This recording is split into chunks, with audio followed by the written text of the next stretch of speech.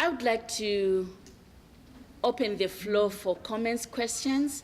I know that we have a time crunch, but it's important that we have a moment of interaction and to be able to get feedback. So any questions, and specifically to Madam Puri to start with, because she has to leave, and then we can take the next 10 minutes for questions. So I have two hands here already from Marcia and Jean, and I'm also looking at this side. So whilst we take questions here, can you raise your hand and I'll identify? Okay, thank you. And there at the corner. Yes, from this corner, Marcia. Hi, my name is Marcy Benasco, and I'm from the Worldwide WCA. 20 years ago, I was just a little girl, a little kid in primary school, and it's great to have this opportunity to be here and to be part of this process. But when we look around the room, there's not enough young people, and particularly young women here.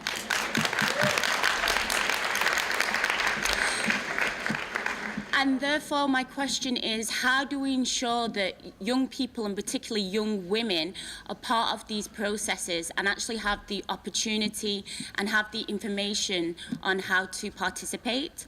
And I have a recommendation that we ensure that safe spaces are created for the participation and leadership of young women, including vulnerable groups, that we have the opportunity to impact decisions that affect our lives on all levels, in all sectors.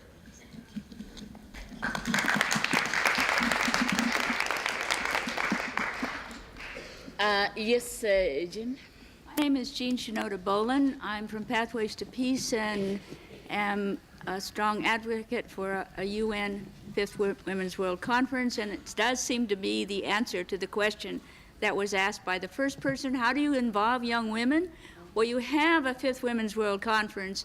You connect them, as Jazine has talked, through internet cafes, through networking and whatever, and you bring 100,000 of women and girls to be inspired by story and meetings, to be appalled and inspired to make a difference. And I would ask that this, first of all, thank you, CSW, NGO, Geneva, for your position paper in support of a Fifth Women's World Conference. Please take it as a recommendation to ECE. This is the strongest of the regional meetings. If you will lead the way and bring this recommendation out of this meeting, then it will inspire the other meetings to also speak to this effect. There are two ways we're working on this. One is through the processes such as this one. The second is through India, and to work with the NGOs there and the government there to see if in the next year India will offer to be the host country. New Delhi could absorb a huge conference, twice the size as Beijing, and with all the internet connections. And to think about the internet cafes, women own the internet cafes. I didn't know about them. Think of them as centers of consciousness-raising groups that would change the countries. Thank you so much, Jean. We are 700 of us, and we have 5 minutes, so we'll apply rules in the UN. So we'll take the 30-second rule for now. It's not even a 1-minute rule, to the point. So you just need to go to the point on your recommendation. There was a hand up, somebody in green first, then there was a hand at the back, and I'll come this side. Quickly to the point. Yes, please.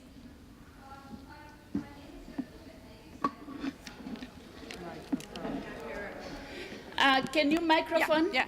My name is Gertrude Eigelsreiter Yashari from the network Women in Development Europe, and I would like to say something to CEDAW. Regarding to CEDAW, the most important human rights instrument, we developed a proposal for the elaborating of a general recommendation to the topic of women's rights and international development policy.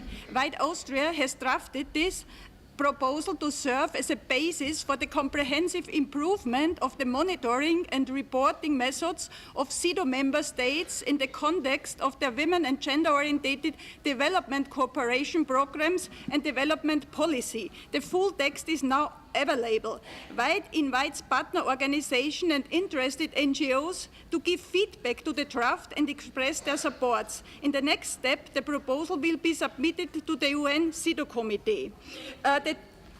One sentence, the topic is on the situation of women in the global south. It is described how women's poverty is not only caused by local circumstances and social conditions, but also by orientations with international development and economic policies. I invite you to support it and appreciate your comments. So much. I would like to ask Simone to stand up. And I don't see Valerie. If we have specific recommendations, this is Simone. She's sitting at this corner. Give her the documents. Can we just make our comment and to the point? Any other information will come back to you. At the back there, I recognized you already. Yes? At the back with a pink jacket. Yes? Ça va. Okay. Yes. Oui, c'est pas moi. On voudrait faire une petite annotation sur les moments que nous sommes ici et que je viens de l'Espagne, du Forum de Política de Feminista, et pour nous c'est un peu décourageant qu'on n'a pas eu le temps pour faire des commentaires sur le rapport que les gouvernements vont faire les prochains jours. Et aussi, on voulait remarquer que les politiques néolibérales et d'austérité qui sont et qui continuent à l'Europe nous font que les femmes, nous soyons les plus exclues et nous serons dans le futur exclus si on continue avec ces politiques néolibérales et d'austérité. So, thank you. I can feel we are already going into the recommendations. And I would like, therefore, to invite the panel, because we have another session to discuss recommendations. So at this moment, I would like to invite the panelists to comment on the issues that have been raised, and then we'll go into the next session. Madam Puri. Thank you. And I just wanted to say that when I spoke, I had a script which I didn't speak to. So I'm going to leave this script with Nyaradzai, and it has a number of recommendations specifically that your forum could look at. But one issue which I really want to highlight is, and which should be part of your, and I'm sure it has been raised and it is an important part, is we need the resources, the investment in gender equality, investment in women and girls to do all the things that we have aspired to and which we need and that we want. So that's an important point. And in the goal that is adopted in the future, we need to have means of implementation. We need to have earmarked funding. As we say, there is a standalone goal. We need standalone and enhanced resource indication. So this is something that you must very much in your deliberations, in your recommendations, strongly emphasize. And also on, yes, I have your questions. On Beijing Plus 20, I want to say that yes, we did not have the conference, the Fifth World Conference, but UN Women, with your support, is doing everything to make it even more impactful than if it had been a Fifth World Conference. And I want to share how we are doing it. Firstly, we have the national review reports. And to the extent possible where UN Women is on the ground, we have worked with governments. And by the way, this region has done very well in terms of the national review reports. But to the extent possible, of course, we are not there on the ground in this region as much as we are in some other regions. But we have now a regional office, and Ingeborg is here. You all know her, and I'm sure we'll get to know her.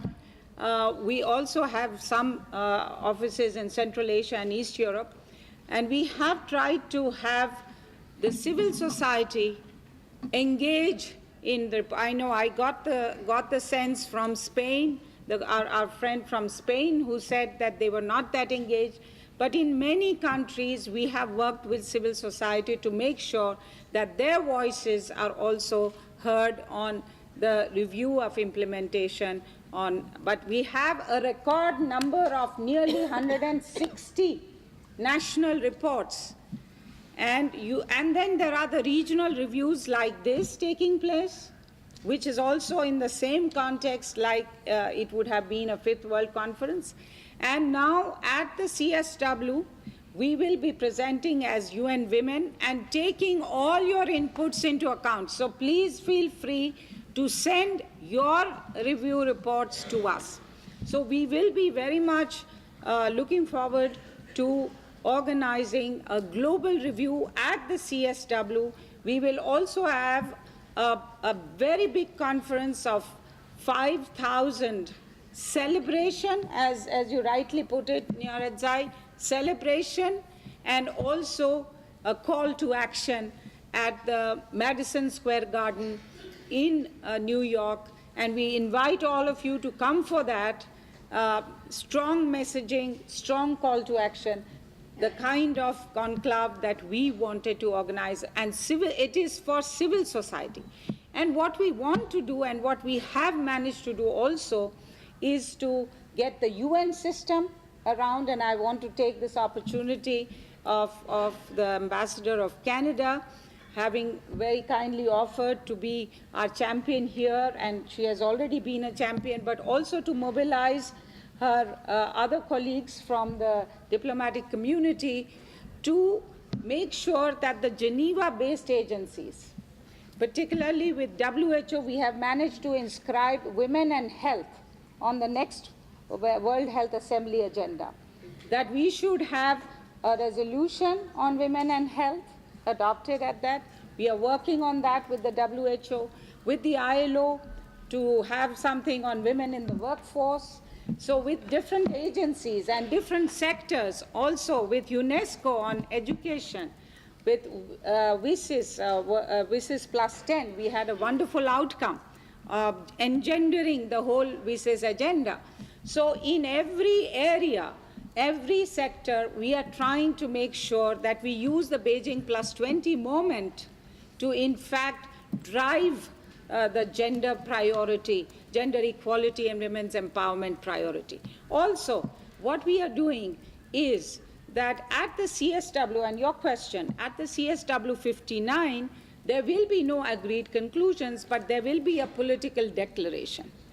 We will also have several events, side events, apart from this public event, and our idea is this kind of public mobilization. We are also driving a global campaign, 3 global campaigns, but all into one.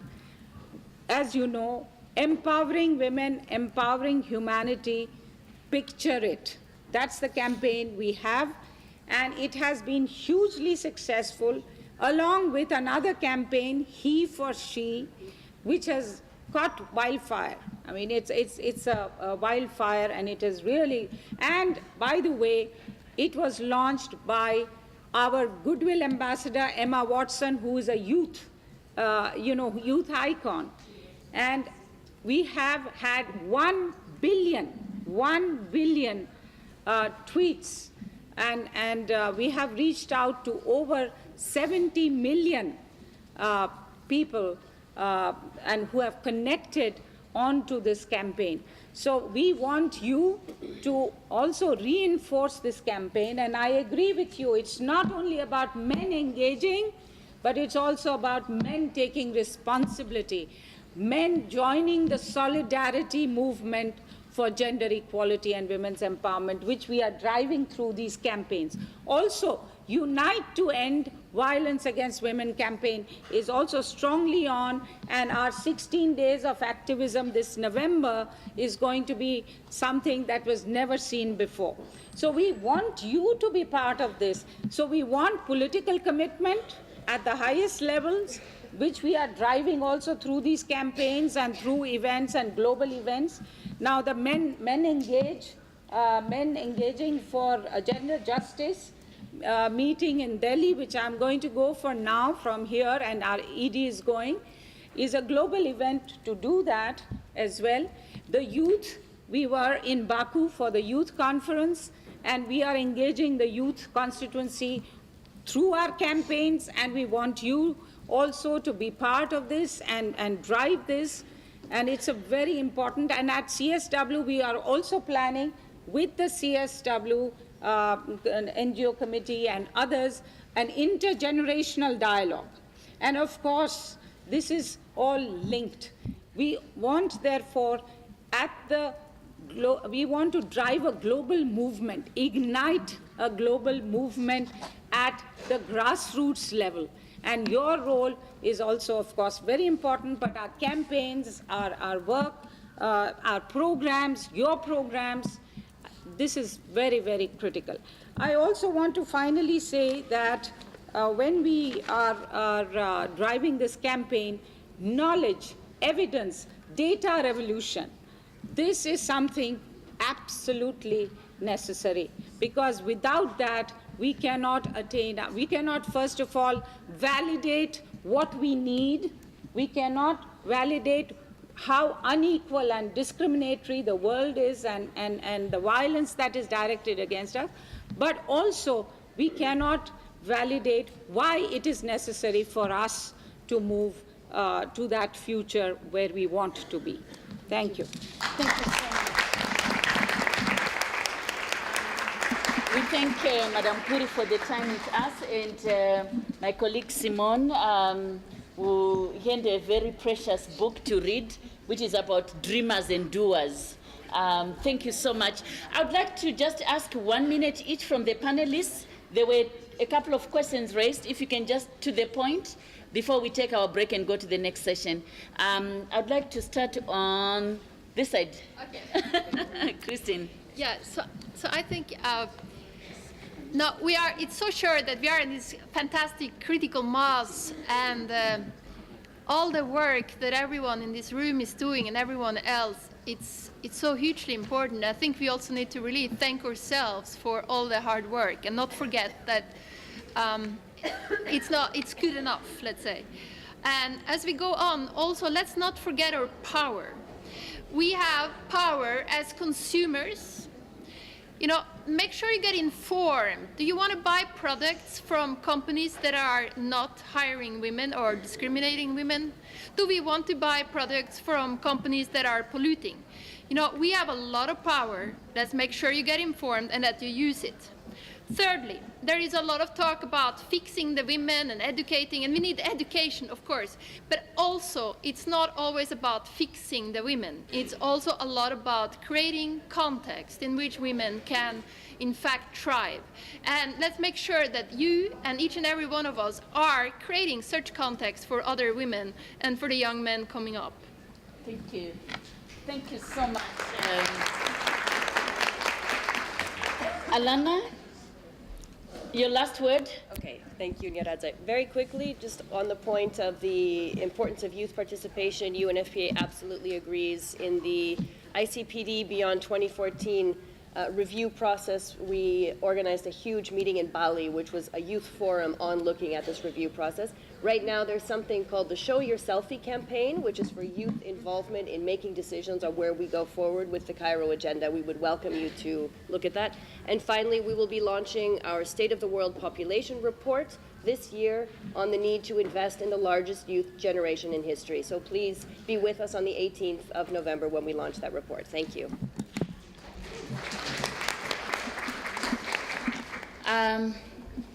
Ambassador Gorbek, my ambassador.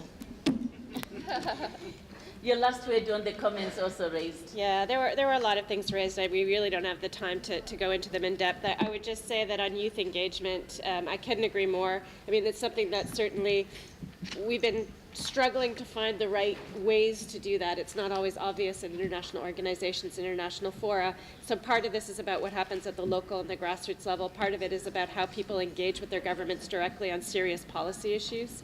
How do we create the spaces for you to be able to do that in a meaningful way? At the international level, I mean, we've got the International Day of the Girl Child, for instance. That should be a vehicle to try to mobilize around some of these issues. You've got UNICEF, UNFPA, and others that are creating goodwill ambassadors and mentors and opportunities, but it's not enough. So we need to have a more serious conversation about this. I don't want to squish it within a kind of 2-minute blurb.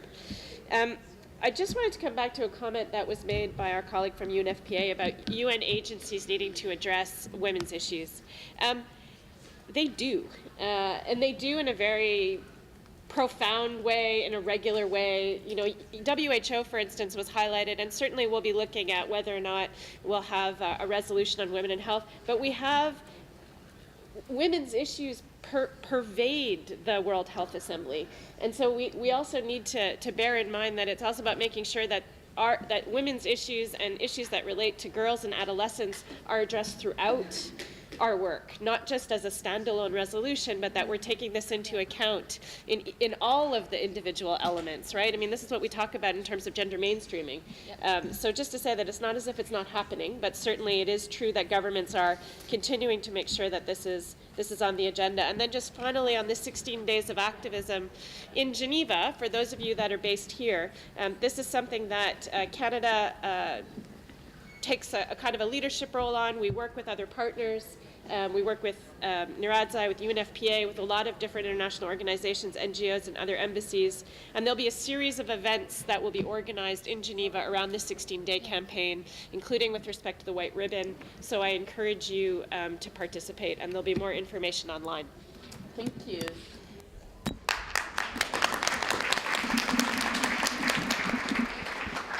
Jensen, give us a tweet.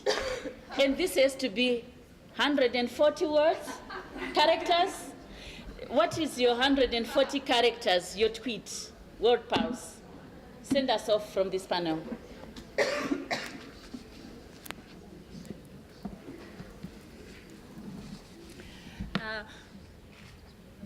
With a click, we can create a global vocal uprising of women.